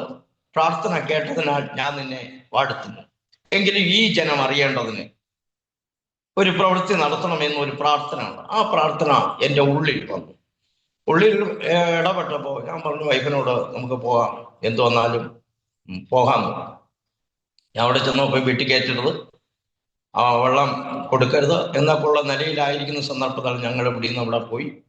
അവിടെ പോയപ്പോൾ ജ്യേഷ്ഠനും കുടുംബമുണ്ട്, മറ്റുള്ള എൻ്റെ ബന്ധുക്കളെല്ലാം ഉണ്ട്. ഞങ്ങൾ ഒന്നും നോക്കിയില്ല, നേരെ പോയി അമ്മയെ കണ്ടു. അമ്മ കണ്ണു തുറന്ന് നോക്കി എന്നെ അറിയാമെന്ന് ചോദിച്ചു. ഉടനെ തലയാട്ടി. ഞാൻ വെള്ളം കൊടുത്തു. വെള്ളം കൊടുത്തപ്പോ അമ്മ കണ്ണു തുറന്നു, സംസാരിക്കാൻ തുടങ്ങി. കർത്താവിന്റെ വലിയ പ്രവൃത്തി അവിടെ വെളിപ്പെടുവാനിടയായി. ഞാൻ എഴുന്നേറ്റ് അമ്മയെ പിടിച്ച് താങ്ങി എഴുന്നേൽപ്പിച്ചു. എന്താ വേണമെന്ന് ചോദിച്ചു. എനിക്ക് കഞ്ഞി വേണമെന്ന് പറഞ്ഞു. കഞ്ഞി കൊടുത്തു. കഞ്ഞി കുടിച്ചു. യേശു അല്ലാതെ വേറൊരു ദൈവമല്ല, യേശുവിനെ രക്ഷകനും കർത്താവുമായി അമ്മയ്ക്ക് പറഞ്ഞു കൊടുത്തു. ഇപ്പോൾ അമ്മ ആയുഷോടെ ആരോഗ്യത്തോടെ 95 വയസ്സായി. ഇപ്പൊ 95 വയസ്സിലേക്ക് കടന്നു. ഇപ്പോ എൻ്റെ അടുത്ത് വരാൻ സമയത്ത് പറഞ്ഞു, ഇനി ഞാൻ മരിക്കുന്നെങ്കിൽ നീ വന്നല്ലാതെ ഈ ബോഡി എടുക്കരുതെന്ന് പൊതുവിൽ അമ്മ വിളിച്ച് പറയാനിടയായി. ഞാനപ്പോൾ പറഞ്ഞു, ഞങ്ങൾ വന്നാലും കർമ്മങ്ങളൊന്നും ചെയ്യത്തില്ല, ഞങ്ങൾ വരും, വന്ന് ചെയ്യേണ്ട കാര്യങ്ങൾ ചെയ്യും എന്ന് പറഞ്ഞ് കടന്നു വരുവാനിടയിൽ പല സന്ദർഭങ്ങളിൽ അങ്ങനെ അമ്മയ്ക്ക് ദൈവം ആയുഷ് കൊടുത്തു. എന്നാൽ യേശുവിൽ വിശ്വാസമാണ്. എന്നാലും ആ കെട്ടുവിട്ട് വരാൻ ബുദ്ധിമുട്ടുണ്ട്. എന്നാൽ ആഴ്ച തോറും വിളിക്കും. ഇപ്പൊ എൻ്റെ ശബ്ദം കേൾക്കണം. കാരണം ജ്യേഷ്ഠൻ ഒരു ആക്സിഡന്റിൽ മരണപ്പെട്ടു. പിന്നെ ജ്യേഷ്ഠന്റെ കാര്യങ്ങളൊക്കെ ഞങ്ങൾ ചെയ്യുവാനിടയിൽ. അങ്ങനെ ആ കുടുംബത്തിനകത്ത് ഞങ്ങൾ പോകുമ്പോൾ ആദ്യമെല്ലാം പോകുമ്പോൾ ഞങ്ങൾ പോകുമ്പോൾ അശുദ്ധിയായി എന്ന് പറഞ്ഞ് ചാണക വെള്ളം തെളിക്കുമായിരുന്നു, ശുദ്ധീകരിക്കുമായിരുന്നു ഞങ്ങൾ പോയി. അതുകൊണ്ട് അങ്ങനെയെല്ലാം നിൽക്കുന്ന. പിന്നെ ഈ അമ്മയുടെ ഈ അത്ഭുതം അവർ കണ്ട ശേഷം ഞങ്ങൾ എല്ലാവരുമായിട്ട് വിളിക്കും. അല്ലെങ്കിൽ കല്യാണത്തിന് വിളിക്കത്തില്ല, ഒന്നിനും വിളിക്കത്തില്ല, ഞങ്ങളെ വിളിക്കും. കാര്യങ്ങൾക്കെല്ലാം ഞങ്ങൾ പോവും പങ്കെടുക്കുവാൻ. സ്വർഗത്തിലെ ദൈവം ഇടയാക്കുന്നുണ്ട്. പ്രിയപ്പെട്ടവളെ കുടുംബത്തിൽ നിന്ന് ചില പ്രിയപ്പെട്ടവരെ ദൈവം അടർത്തിയെടുത്തു. അവരെല്ലാം ദൈവം ഓരോന്നാൾ ദൈവം തൊട്ടുകൊണ്ടിരിക്കുന്നു. അങ്ങനെ ദൈവം പല വിധത്തിൽ നൂലിക്കെട്ടി തരുമോ എന്ന് ചോദിച്ച പോലെ പലപ്പോഴും ദൈവം നൂലിക്കെട്ടി ഇറക്കി തന്നിട്ടുണ്ട്. എൻ്റെ മകളെ വിവാഹം എങ്ങനെ നടക്കും? മകള് മൂത്തവള് നേഴ്സിംഗ് പഠിച്ചു, ആയുർവേദ നേഴ്സിംഗ് പഠിച്ചു. 19 വയസ്സായപ്പോൾ എൻ്റെ വീട്ടുകാരും ചാർച്ചക്കാരെല്ലാം പറഞ്ഞു, ബന്ധക്കോസുകാരുടെ ചെറുക്കന്മാരൊന്നുമില്ല, എൻ്റെ മകളെ കെട്ടാൻ ആരും വരത്തില്ല, ബന്ധക്കോസില് ചെറുക്കന്മാരില്ല, ബന്ധക്കോസുകാർ കാണിക്കുന്ന കല്യാണം കഴിപ്പിക്കുമോ എന്നൊക്കെ നോക്കാം എന്നൊക്കെ പറഞ്ഞ് ആക്ഷേപിച്ച് നിന്ദിച്ച് വരികയത്.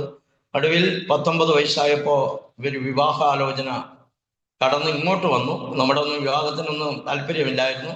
ആ സമയത്തൊക്കെ 19 വയസ്സേ ഉള്ളൂ. നേഴ്സിംഗ്, ആയുർവേദ നേഴ്സിംഗ് പഠിച്ചു കഴിഞ്ഞേ ഉള്ളൂ. അപ്പോൾ ഇങ്ങോട്ട് വന്നു. ഒന്നും വേണ്ട, പെൺകുട്ടിയെ ഞങ്ങൾക്ക് തരണമെന്ന് പറഞ്ഞു. അപ്പോൾ സഭാജനങ്ങളെല്ലാം പറഞ്ഞു, ഇങ്ങോട്ട് വരുന്നതിനെ നമ്മളെ തട്ടിക്കളയരുത്, പക്ഷെ പോയി നമുക്ക് സഭയായിട്ട് പോയി ആലോചിച്ച് നല്ലതെങ്കിൽ നമുക്ക് നടത്താമെന്ന് പറഞ്ഞു. അങ്ങനെ മോളെ വിവാഹം ഒന്നും ഇല്ലായ്മയിൽ തന്നെ വിവാഹം നടന്നു. മോൻ രതീഷ് ഓട്ടോ കൺസൾട്ടൻ്റ് ആണ്. ഡ്രൈവിങ്ങിൻ്റെ പേപ്പേഴ്സ് എല്ലാം റെഡിയാക്കി കൊടുക്കുന്ന ആളാണ്. അങ്ങനെ അവർക്ക് 2 മക്കളുണ്ട്. അയോണ, ലിയോണ 2 മക്കളുണ്ടായി.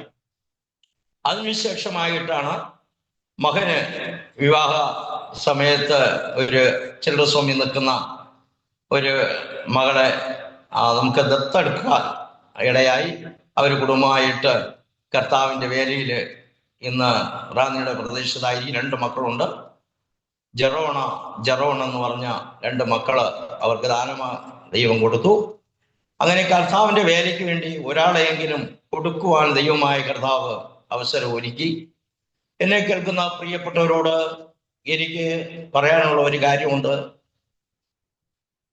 യേശു ആരും സ്നേഹിക്കാതിരിക്കുന്ന സന്ദർഭത്തിൽ യേശു എന്നെ കേൾക്കുന്ന ഈ ശ്രോതാക്കളോട് ഒരു ദൈവദാസൻ അല്ലെങ്കിൽ ഒരു സുവിശേഷകൻ എന്ന നിലയിൽ ആദരവോടെ, ബഹുമാനത്തോടെ, സ്നേഹത്തോടെ, ആരും തള്ളിക്കളഞ്ഞ വ്യക്തി ജീവിതങ്ങളെ ആരും സ്നേഹിക്കാനില്ലെങ്കിൽ എന്നെ കേൾക്കുന്ന പ്രിയപ്പെട്ടവർ, എനിക്കൊന്ന് പറയാനുണ്ട്.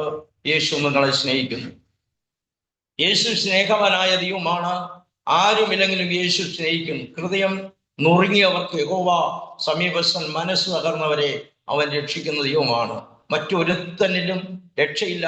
രക്ഷിക്കപ്പെടുവാൻ ആകാശത്തിങ്ങനെ ഭൂമിയുടെ മുകളിൽ യേശുവിന്റെ നാമമല്ലാതെ മറ്റൊരു നാമമില്ല എന്ന് എനിക്ക് വിളിച്ചു പറയാൻ, അനുഭവത്തിൽ കൂടെ പറയാനുണ്ട്.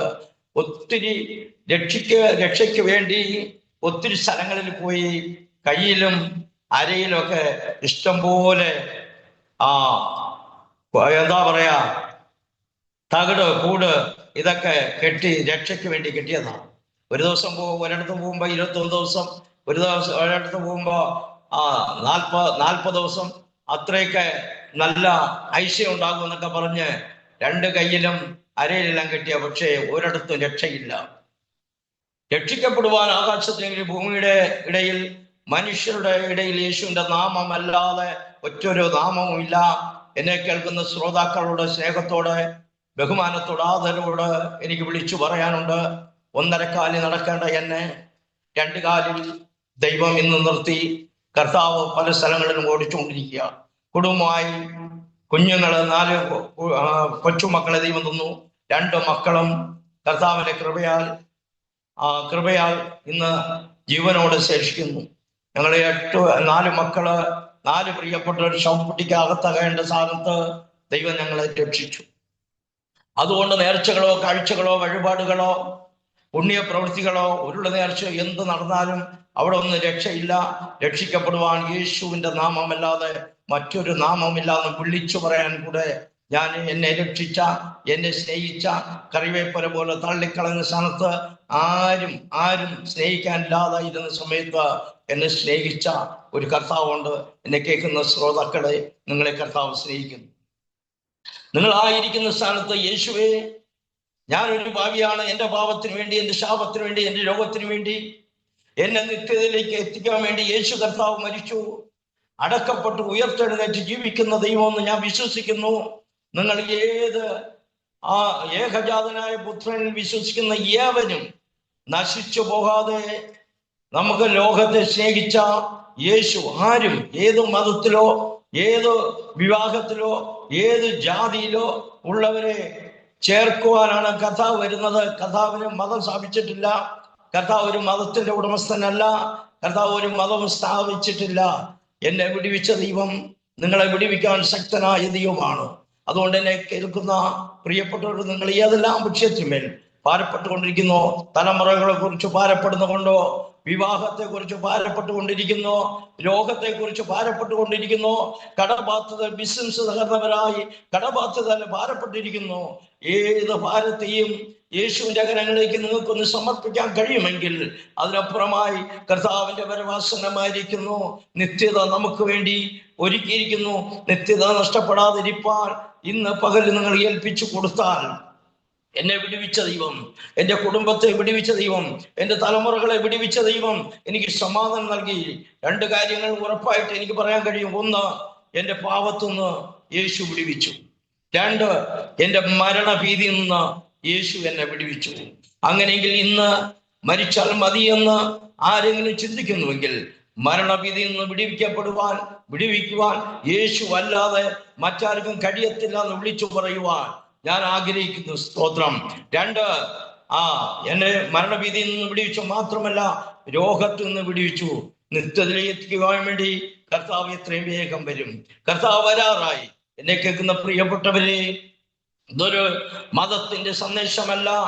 സകല മാനവരാശിയുടെയും പാപപരിഹാരത്തിനായി ബേത്ലഹേമിൽ ജനിച്ച് കന്യകയിൽ ജാതനായി 33.5 തിരുവയസ്സ് വരെ ഈ ലോകത്തിൽ ജീവിച്ച് പിലാത്തോസ് പൊന്തിയോസിന്റെ നടുവിൽ നല്ല സ്വീകാരം കഴിച്ച് 2 കള്ളന്മാരുടെ മത്തിൽ 3 കാര്യപാണികൾ മരിച്ച് അടക്കപ്പെട്ട് അനേക വിശുദ്ധന്മാർ അടക്കപ്പെട്ടായിരിക്കുന്ന സന്ദർഭത്തിൽ അവൻ ഇവിടെ ഇല്ല, അവൻ ഉയർത്തെഴുന്നേറ്റു എന്ന് കല്ലറ തുറന്ന് നടക്കുന്ന യേശുവിന്റെ മാത്രമാണ്.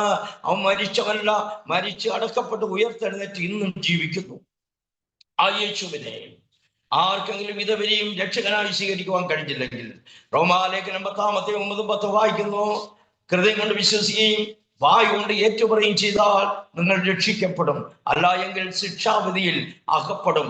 ആരെങ്കിലും എന്നെ കേൾക്കുന്ന പ്രിയപ്പെട്ടവരോട്, ഒരു സുവിശേഷകനെന്ന നിലയിൽ എന്നെ സ്നേഹിച്ച കർത്താവ് നിങ്ങളെ സ്നേഹിക്കുന്നു. ഇതുവരെയും കർത്താവിനെ രക്ഷകനും കർത്താവായി സ്വീകരിച്ചില്ലെങ്കിൽ, കർത്താവേ, ഞാനൊരു പാപിയാണ്, എന്റെ പാപത്തിനു വേണ്ടി അങ്ങ് മരിച്ചു, കാൽവറി കുരിശിൽ അങ്ങ് മരിച്ചു അടക്കപ്പെട്ട് ഉയർത്തെഴുന്നേറ്റ് ജീവിക്കുന്ന ദൈവമെന്ന് ഞാൻ ഹൃദയം കൊണ്ട് വിശ്വസിക്കുന്നു, വായി കൊണ്ട് നീതിക്കായി ഏറ്റുപറയുന്നു. ആർക്ക് ഈ പാപത്തെ ഉപേക്ഷിക്കുവാൻ കഴിയും? ആർക്ക് ഈ രക്ഷകനെ, യേശുവിനെ രക്ഷകനും കർത്താവായി സ്വീകരിക്കുവാൻ കഴിയും? അവർക്ക് വേണ്ടി ദൈവം ഇന്നും ഇറങ്ങുമെന്ന്. നിങ്ങളുടെ ശൂന്യതകളെ മാറ്റുവാൻ, വേദനകളെ മാറ്റുവാൻ, ഭാരങ്ങളെ മാറ്റുവാൻ 1.5 കാല് നടക്കേണ്ട എന്നെ 2 കാലിൽ നിർത്തി, 4 പേര് ശവപ്പെട്ടിയിൽ അടക്കപ്പെടേണ്ട സ്ഥാനത്ത് അവിടെ നിന്ന് ഞങ്ങളെ ജീവിപ്പിച്ച് ഇന്നയോളം നടത്തിയ ആ ദൈവം നിങ്ങളെയും നടത്തുവാൻ ശക്തനാണ്. നിങ്ങൾ ഏതിലെല്ലാം ഭാരപ്പെട്ടിരിക്കുന്നു, ഏതെല്ലാം വിഷയത്തിലും ആരെടുത്തും പറയാൻ കഴിയാതെ ഉള്ളിൻ്റെ ഉള്ളിൽ വേദന അനുഭവിക്കുന്നെങ്കിൽ, ഇന്ന് പകൽ ഒന്നുകൂടെ വിളിച്ചു പറഞ്ഞ് ഞാൻ വാക്കുകളെ ചുരുക്കുവാൻ ആഗ്രഹിക്കുന്നു. നിങ്ങളെ ആയിരിക്കുന്ന സ്ഥാനത്ത് നിങ്ങൾക്ക് യേശുവിനെ രക്ഷകനും കർത്താവായി സ്വീകരിക്കുവാൻ തയ്യാറാണെങ്കിൽ, നിങ്ങൾക്ക് വേണ്ടി ഒരു ദൈവദാസൻ എന്നുള്ള നിലയിൽ നിങ്ങൾക്ക് വേണ്ടി ഞാൻ പ്രാർത്ഥിക്കുവാൻ ആഗ്രഹിക്കുകയാണ്. നിങ്ങൾ ആയിരിക്കുന്ന സ്ഥാനത്ത് എവിടെ ആയിരിക്കട്ടെ, ഈ ശബ്ദപരിധിക്കുള്ളിൽ കേൾക്കുന്ന വ്യക്തി ജീവിതങ്ങൾ ഒരു നിമിഷം നിങ്ങൾ ഹല്ലേലൂയ കണ്ണുകളെ അടച്ചുകൊണ്ട്, യേശുവേ, ഞാനൊരു പാപിയാണ്, എന്റെ പാപത്തിന് വേണ്ടിയാണല്ലോ അങ്ങ് മരിച്ചത്, ഞാൻ യേശുവിനെ രക്ഷകനും കർത്താവായി സ്വീകരിക്കുന്നു, ഇന്നു മുതൽ യേശുവിന് വേണ്ടി ഞാൻ ജീവിതം സമർപ്പിക്കുന്നു. ആര് പറയാൻ കഴിയും? ആർക്കത് ഏറ്റെടുക്കാൻ കഴിയും? ഹൃദയമാകുന്ന വാതിക്കൽ നിന്ന് തുറന്നു കൊടുക്കാൻ കഴിയുമോ? ഞാൻ വാതിക്കൽ നിന്ന് മുട്ടുന്നു. ആരെങ്കിലും എൻ്റെ ശബ്ദം കേട്ട് വാതിൽ തുറന്നാൽ ഞാൻ അവനോടും അവൻ എന്നോട് അത്താഴം കഴിക്കുമെന്നും വേറെ ആരും പറഞ്ഞിട്ടില്ല. യേശു മരിച്ചോ അടക്കപ്പെട്ട് ഉയർത്തെഴുന്നേറ്റത് ശിഷ്യന്മാരോട് പറഞ്ഞ ഒരു കാര്യമുണ്ട്, എൻ്റെ സമാധാനം ഞാൻ നിങ്ങൾക്ക് തന്നിച്ചു പോകുന്നു. ലോകം തരുന്നത് പോലെയല്ല. ലോകക്കാര് ഉള്ള സമാധാനം നഷ്ടപ്പെടുമ്പോൾ, തലമുറകൾ സമാധാനം നഷ്ടപ്പെടുത്തുമ്പോൾ, ഓമനിച്ച് വളർത്തിയവർ നമ്മുടെ സമാധാനം നഷ്ടപ്പെടുമ്പോൾ, പ്രിയപ്പെട്ടവർ ചാർച്ചക്കാർ സമാധാനം നഷ്ടപ്പെടുത്തുമ്പോൾ, ഞാൻ വിളിച്ചു പറഞ്ഞു, എന്റെ സമാധാനം ഞാൻ നിങ്ങൾക്ക് തന്നിച്ചു പോകുന്നു, ലോകം തരുന്നത് പോലെയല്ല. ആ സമാധാനം പ്രാപിക്കുവാൻ, ആ സന്തോഷത്തിൽ കടന്നു വരുവാൻ നിങ്ങളെ എല്ലാം സ്നേഹത്തോടെ, ആദരവോടെ, ബഹുമാനത്തോടെ ഞാൻ ആഹ്വാനം ചെയ്തുകൊണ്ട് അവസരം ഒരുക്കി തന്ന ഡാനിയൽ ജോൺ പാസ്റ്ററോടും അതിൻ്റെ പിന്നിൽ പ്രവർത്തിക്കുന്ന എല്ലാ പ്രിയപ്പെട്ടവരോടും, എന്നെ കേട്ട എല്ലാ ശ്രോതാക്കളോടും ഒരിക്കൽ കൂടെ ഈ അവസരത്തിൽ നന്ദി പറഞ്ഞുകൊണ്ട് വാക്കുകളെ ചുരുക്കുന്നു. ദൈവമായ കർത്താവ് നമ്മെ അനുഗ്രഹിക്കുമാറാകട്ടെ. ആമേൻ, ആമേൻ, ആമേൻ. താങ്ക് യു കർത്താവിൻ്റെ ദാസൻ പാസ്റ്റർ മണികണ്ഠൻ അവറുകൾ. ഇത്രത്തോളം സമയം അനുഗ്രഹിക്കപ്പെട്ട ജീവിതാനുഭവം, ദൈവം നടത്തിയ അത്ഭുതകരമായ വഴികളെക്കുറിച്ച് ദൈവനാമ മഹത്വത്തിന് വേണ്ടി പങ്കുവയ്ക്കുവാൻ സമയം വേർതിരിച്ചതിനെ കർത്താവിൻ്റെ ദാസനോടുള്ളതായ നന്ദി, സ്നേഹവും കടപ്പാടും ഇത്തരണത്തിൽ അറിയിക്കുന്നു. കർത്താവ് അനുഗ്രഹിക്കട്ടെ. ദൈവം നടത്തിയ അത്ഭുതകരമായ വഴികൾ പിന്നെയും ജീവിതത്തിൽ നല്ല സാക്ഷ്യം വഹിപ്പാൻ കർത്താവ് അവസരങ്ങൾ തരട്ടെ എന്ന് ആശംസിക്കുന്നു, പ്രാർത്ഥിക്കുന്നു. അതുപോലെ തന്നെ ഞങ്ങളെ കേട്ടുകൊണ്ടിരുന്ന ആരോമാറ്റിയുടെ ഓരോ ശ്രോതാക്കളുള്ളതായ നന്ദി, സ്നേഹത്തിടത്തിൽ അറിയിക്കുന്നു. തീർച്ചയായിട്ടും ഈ ജീവിതാനുഭവം നിങ്ങൾക്ക് ഏവർക്കും ഒരു അനുഗ്രഹമായി തീർന്നു എന്ന് ഞങ്ങൾ വിശ്വസിക്കുകയാണ്. നിങ്ങളുടെ പ്രിയപ്പെട്ടവർക്ക്, സുഹൃത്തുക്കൾ കൂടി ഷെയർ ചെയ്ത് കൊടുക്കൂ. അവരും കേട്ട് അനുഗ്രഹിക്കപ്പെട്ടതിലൂടെ ദൈവനാമയപ്പെടുക മുഹാന്തരമായി തിരുവല്ല. മാത്രമല്ല, നിങ്ങളുടെ വലിയ അഭിപ്രായങ്ങളും നിർദ്ദേശങ്ങളും കമൻറ്റ് ബോക്സിൽ രേഖപ്പെടുത്താവുന്നതാണ്. അതുപോലെ തന്നെ നിങ്ങൾക്കൊരു പ്രാർത്ഥനാ വിഷയമുണ്ടെങ്കിൽ സ്ക്രീനിൽ കാണുന്ന വാട്സപ്പ് നമ്പറിൽ ഞങ്ങളെ അറിയിക്കൂ. ഞങ്ങൾ നിങ്ങൾക്ക് വേണ്ടി പ്രാർത്ഥിക്കാം. അതുപോലെ ഞങ്ങളുടെ വെബ്സൈറ്റ് aroma.tv.co.in വെബ്സൈറ്റിൽ നിങ്ങൾ സന്ദർശിക്കാവുന്നതാണ്. അടുത്ത അനുഗ്രഹിക്കപ്പെട്ട ഒരു ജീവിതാനുഭവവുമായി വീണ്ടും കാണുമ്പോഴേയും എല്ലാ പ്രിയപ്പെട്ടവർക്കും good bye. God bless you all. ആമേൻ. ഓർമ്മയുടെ മനോരഥത്തിൽ മായാത്ത ഓർമ്മയ്ക്കായി അരോമ മാട്രിമോണിയിൽ നിന്നും ജീവിത പങ്കാളിയെ കണ്ടെത്തൂ. നിങ്ങൾ ഒരു ക്രിസ്തീയ ജീവിത പങ്കാളിയെ അന്വേഷിക്കുകയാണോ? അതോ മക്കൾക്ക് അനുയോജ്യമായ ഒരു തക്ക തുണയ്ക്ക് വേണ്ടി പ്രാർത്ഥിക്കുന്ന വ്യക്തിയാണോ? എങ്കിൽ അരോമ മാട്രിമോണി നിങ്ങൾക്ക് വേണ്ടിയാണ്. ഇന്നു തന്നെ സൗജന്യമായി രജിസ്റ്റർ ചെയ്യൂ. അരോമ മാട്രിമോണിയുടെ പ്രത്യേകതകൾ: രജിസ്ട്രേഷൻ തികച്ചും സൗജന്യം. ലോകത്തെവിടെയുമുള്ള അനുയോജ്യമായ ക്രിസ്തീയ ജീവിത പങ്കാളിയെ തിരഞ്ഞെടുക്കാം. വിവാഹം നടക്കുന്നതുവരെ സർവീസ് ലഭിക്കുന്നു. ഏറ്റവും ചെറിയ പാക്കേജുകളും തിരഞ്ഞെടുക്കാം. അരോമ മാട്രിമോണി നിങ്ങൾക്കായി ഒരുക്കുന്നു വിവാഹം പരമാനന്ദം. Email aroma matrimony2020@gmail.com